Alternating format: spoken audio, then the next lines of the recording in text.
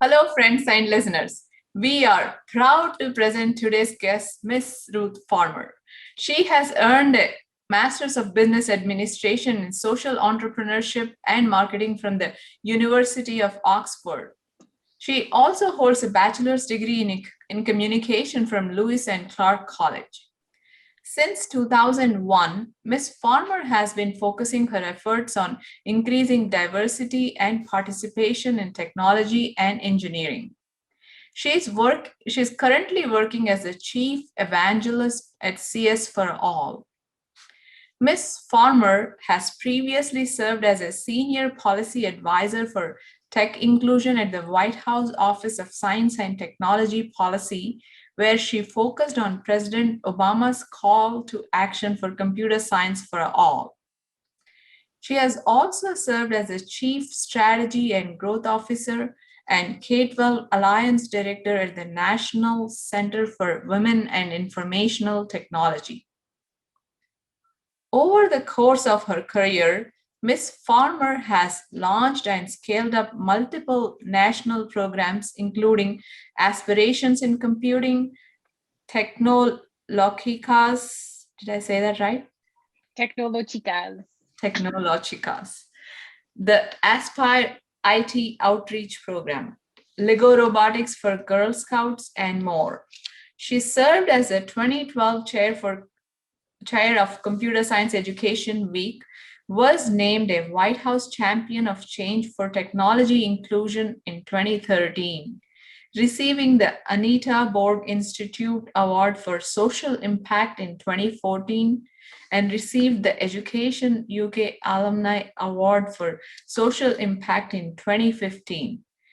In addition to all of this, she's a guest contributor for TechCrunch, Amy Poehler's Smart Girls, the Shriver Report, the Huffington Post, and has been featured in Forbes and Tech Republic for the work she has done. Wow, congratulations. Ms. Farmer is also the founder and CEO of the Last Mile Education Fund, a scholarship program for women working to earn an undergraduate degree in technology or engineering fields. The program aims to do what Ms. Farmer has been passionately working to do over the last 20 years, which is to help low-income youth access these careers and increase economic mobility for women and minorities. Ms. Farmer, welcome. We are so excited to have you on our show. Let's talk computer science.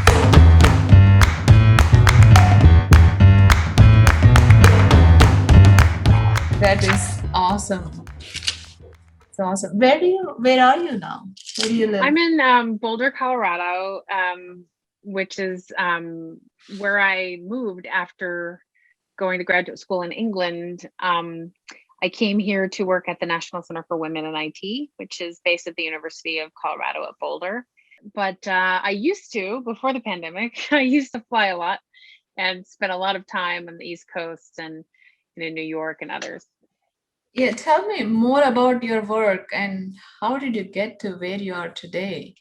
So it's kind of an interesting story because unlike most people doing computer science education, I have not had any training in computer science or engineering. My background is actually in communications. I had a double major, communications and German.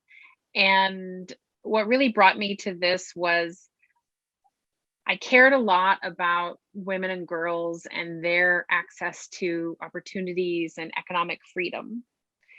And the space of technology and engineering, computing was the one place women weren't succeeding. You know, women were succeeding in law, they're succeeding in medicine and other areas, but they weren't succeeding in this space, which is where all the job growth is. So for me, I care a lot about women and minorities and people with disabilities, you know, people who've been left out having a seat at the table when it comes to designing the technologies that we all rely upon. And I want them to make money. I want them to have good jobs and security and be able to invest in their families and communities. Yep, Yeah, totally. It makes sense. It's the fastest growing field and high demand and high paying jobs and good life. I mean, you can work from home. So these are really good jobs for women. So can you please talk to us about the different trends that are happening in K-12 computer science education? Are there any major changes that we can expect? So I don't know if very many people realize this, but computer science, the movement to get computer science into the schools and into K-12, in and out of school, is relatively new. And this has been about 20 years of really concerted effort that people have been making to grow this. And most people don't realize we built the schools in the United States before the Industrial Revolution. So we never included engineering as part of school because 12 guys sat down at Harvard in the 1800s to decide what did young men need to prepare to go to Harvard. Well, these were all the sons of landowners and wealthy people who they needed to learn the languages and the arts and the humanities. And they didn't include engineering because engineering was all farming. That was something you would learn long before you went to high school or college. So we have been iterating on a curriculum that is out of date for over 100 years. The world has changed.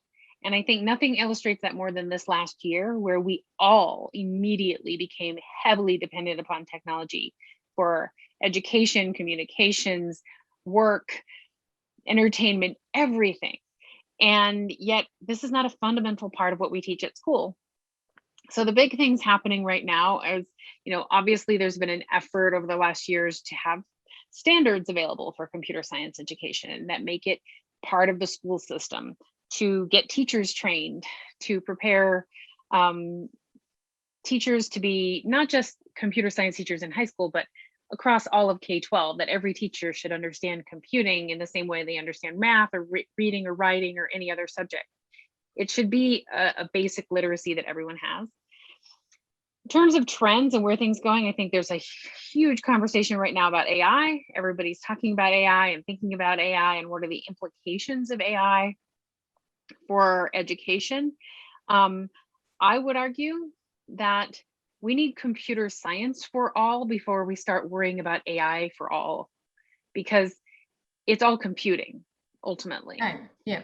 It's Python and few algorithms. Yeah. The same thing when people are like, oh, we need cybersecurity. We have to have cybersecurity education. I'm like, what are you securing if not computing? Right. So I think that a foundational education where every student understands computation, what it is, the role it can play in society, where every student is learning how computing is used to create things, whether they become a creator or not, they need to have an understanding of how things are built, and that the issues of ethics, the social impacts, security, all of those are in the ice cream of the computer science sundae, not something you add on as a cherry or some whipped cream. Because when we let's build a bunch of technology, oh no, now we have to figure out how to defend it, or now we have to figure out that it's doing bad things to people. We need to be thinking about those things all the time in the beginning. So I'm really excited about the ways that we can weave ethics and the social impacts of computing into the education early on, so that we have young people graduating who are going and asking those questions. Yes, what harm might this technology do before it's deployed? Yep. I love every word you have said.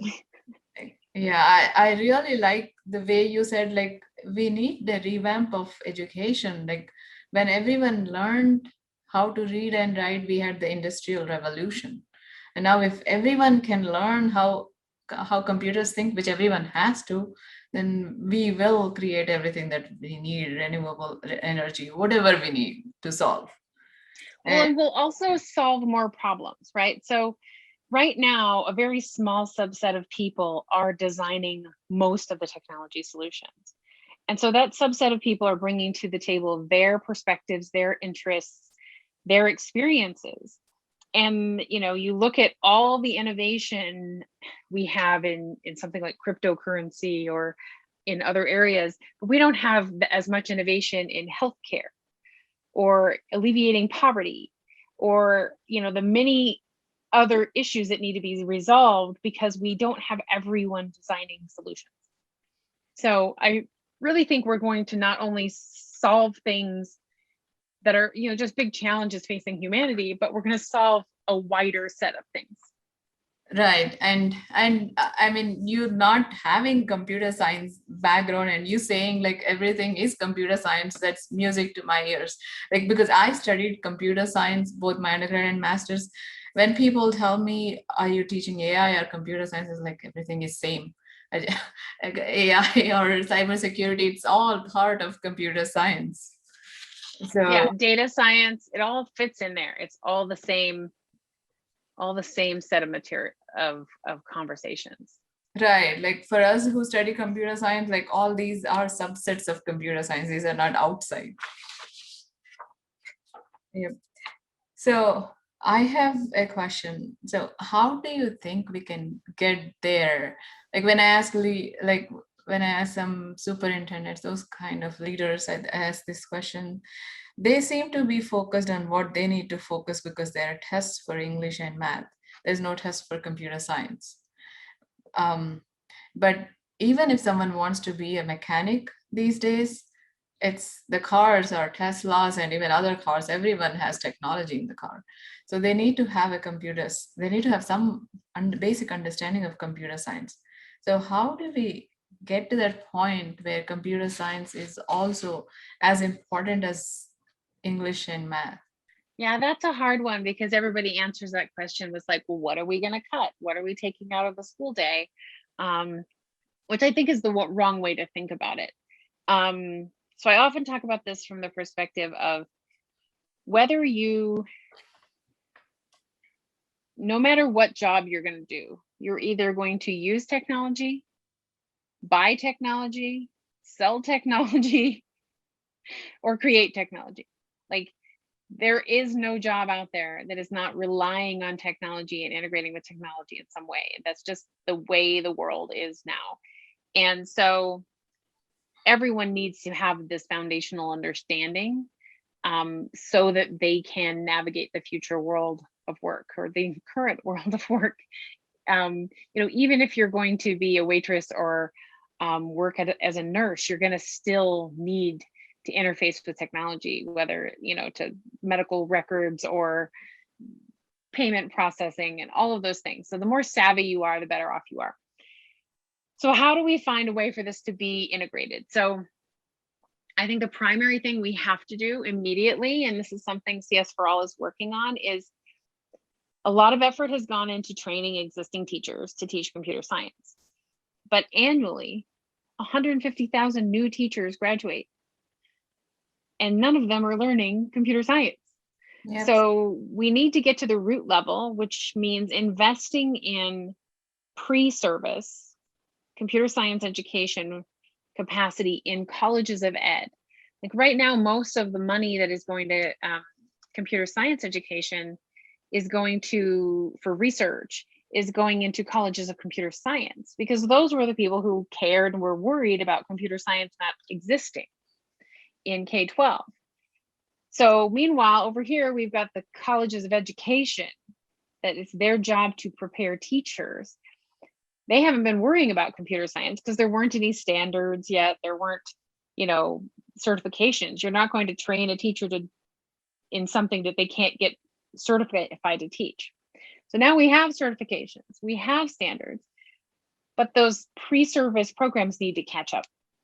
So one of the things we've proposed is that we invest in faculty of computer science education in colleges of education. And those faculty will work with their local schools. They will incubate graduate students who will become faculty at other institutions. And so when you become a teacher, along with learning about how to teach and learning about your specific subject, you're also learning computing, along with math and writing and all the other things. So that way, when a teacher's out there in the school system, whether they're teaching 2nd or 4th grade, they're able to integrate computation into their lesson plans in an appropriate way, so that when a kid gets from, say, 8th grade into high school and they're making the choice about whether or not to take the computer science electives, that they're making an intelligent choice because they've had preparation. And that's the real issue of equity in computer science, is that affluent kids in affluent school districts have experiences in K-8 that prepare them to take the courses in high school and choose that pathway. Kids who have had no exposure or no preparation maybe might end up taking that course in high school, but they're not as well equipped. Like, you wouldn't take AP French never having taken a French class. But we want kids to step up and take AP Computer Science with zero preparation, and then expect them to compete and, play at the same level as their peers.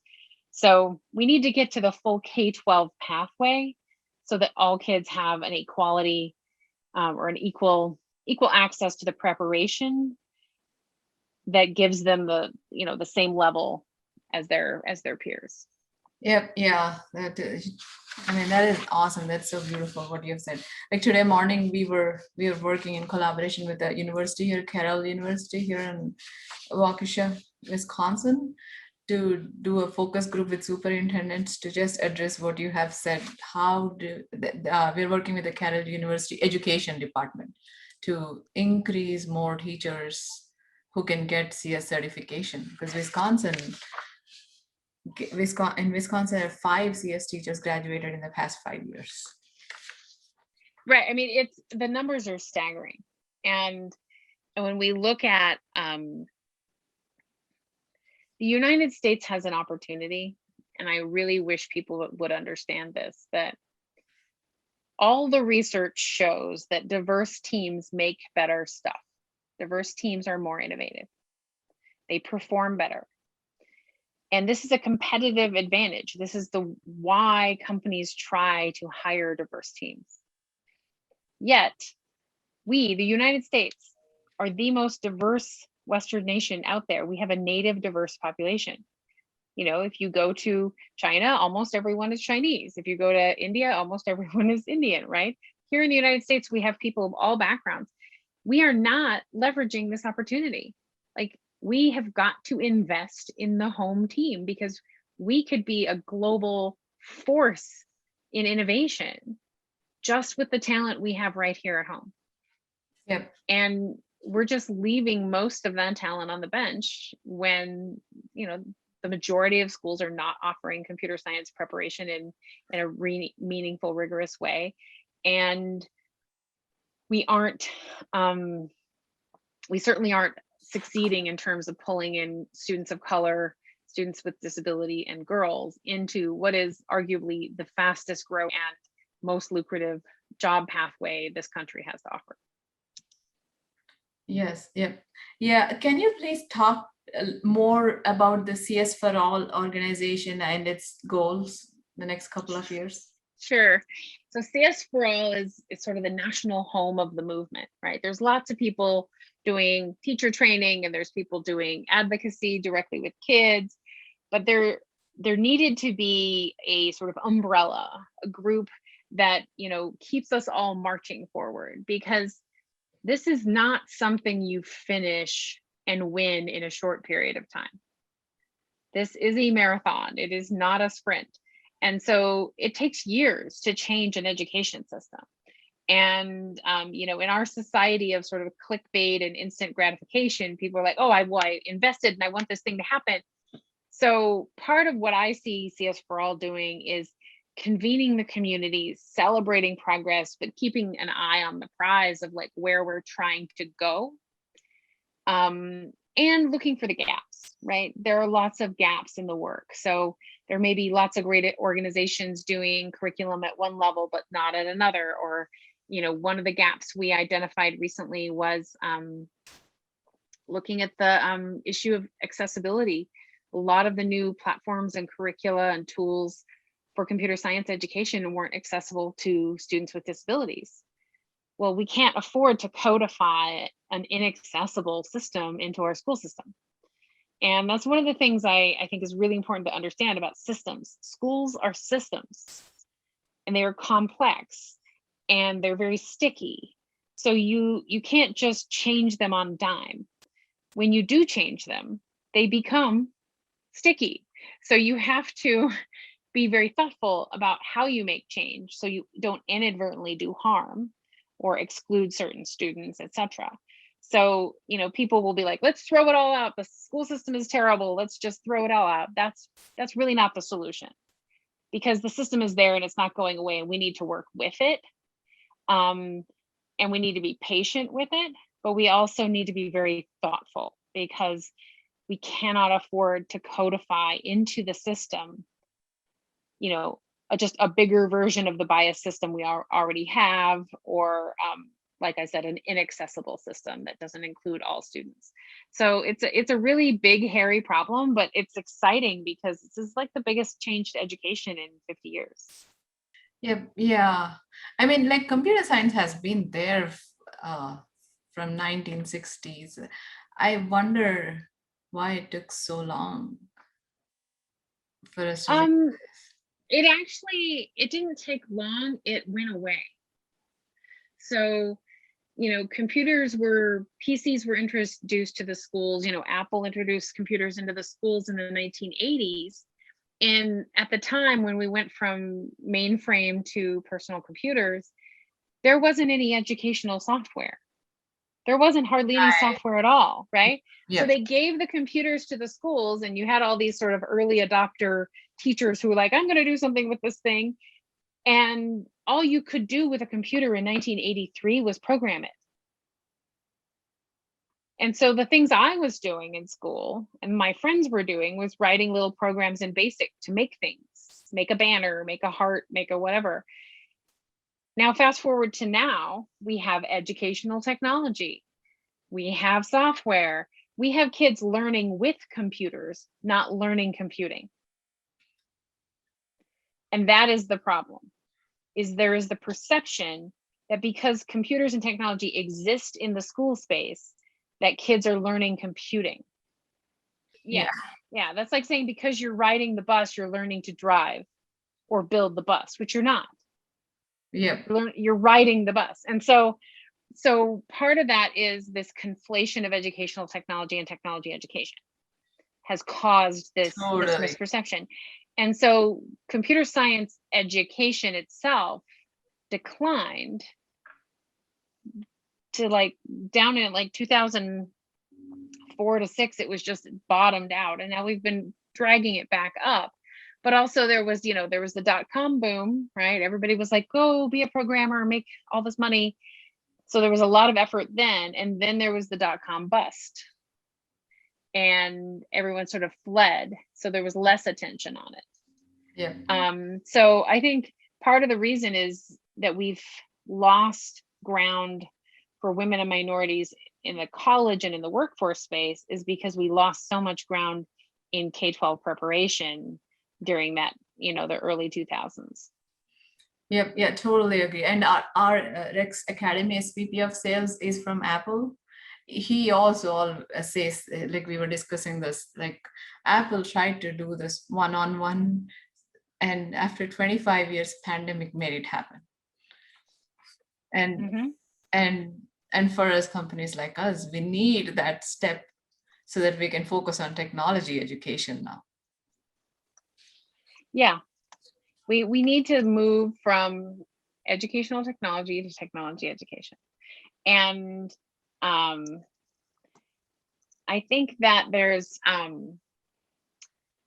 the pandemic has done us a lot of favors in this space, and it has made it very clear that access to the internet, access to tools like computers and other devices is extremely unequal, and that we have been making assumptions, right? We've been sitting here going, oh, well, just play this online game or do this thing and you'll learn.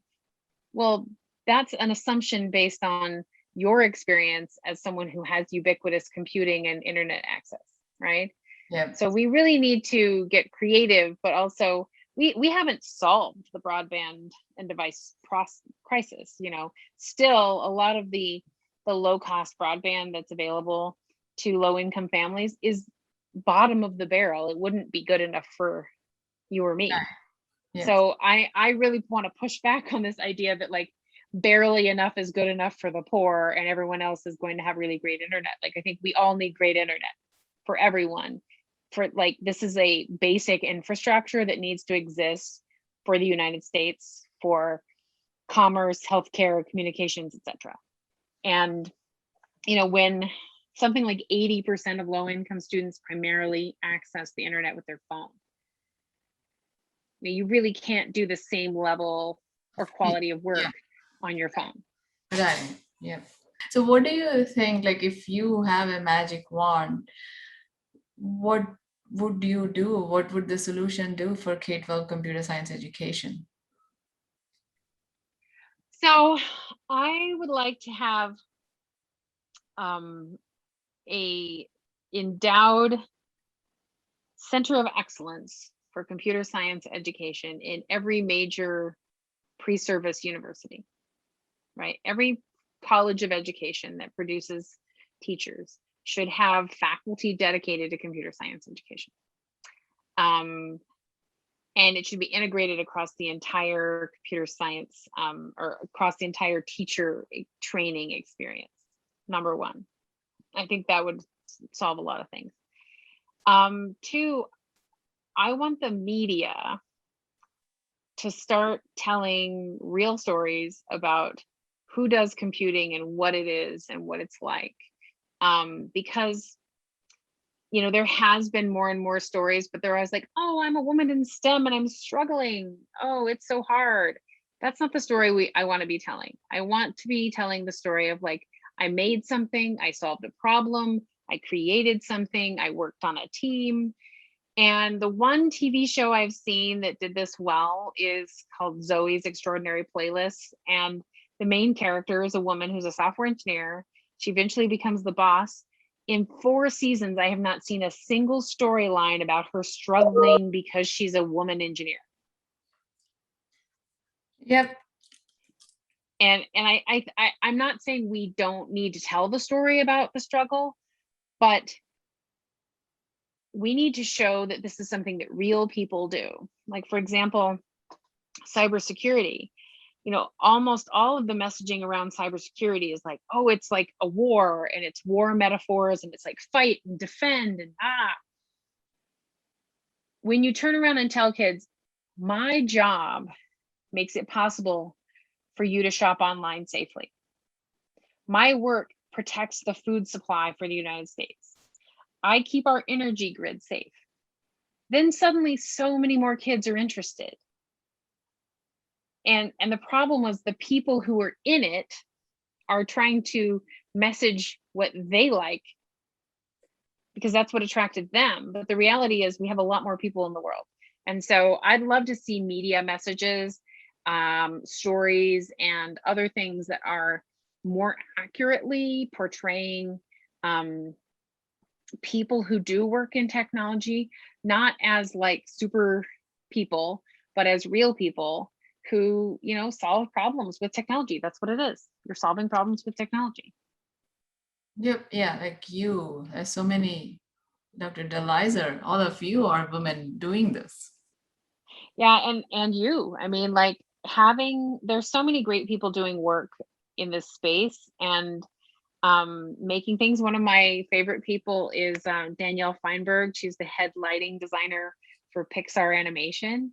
And the problems she solves with technology is how do you bring a story to life on the screen?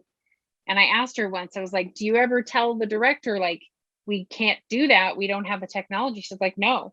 The director's like, this is my vision, you invent the technology to make it happen.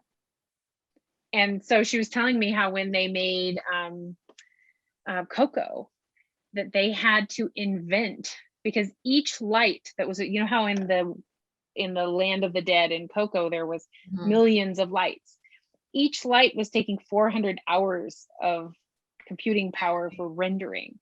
It's like, we can't do that. So they had to come up with a way of tricking the computer into believing that thousands of lights were one light in order to like reduce the amount of time it took to render each frame of this 3D movie. Like, she has a degree in computer science and she has spent 20 years making incredible animated movies with an incredible team of people.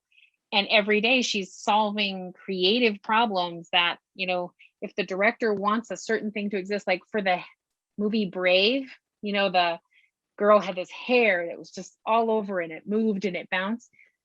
Every other animated movie you ever seen, Little Mermaid, the hair is kind of smooth. They did not have the technology for that hair.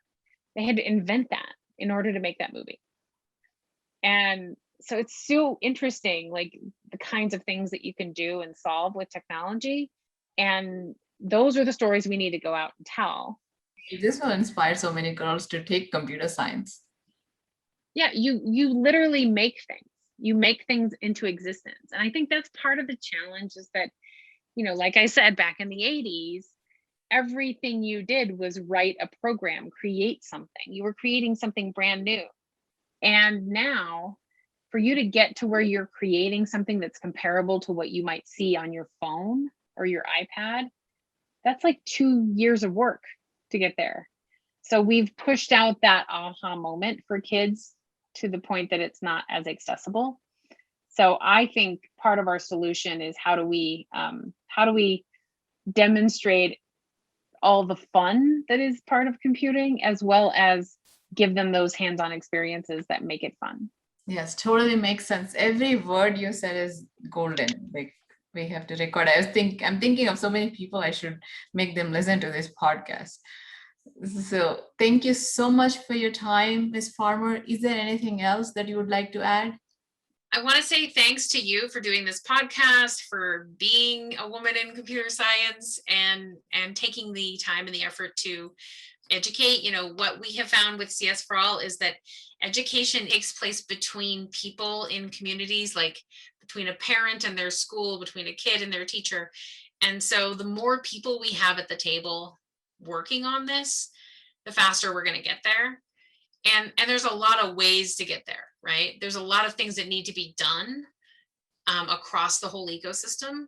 And I think the solution is really all of us working together to make that happen. Yep. I love that. Yep. We all work together to make this happen. Yep. Exactly. Yep. Thank you so much for your time, Ms. Farmer. We really appreciate your time and truly appreciate your wisdom on this. Every word is awesome. Thank you. Awesome. Thank you. Have a great afternoon.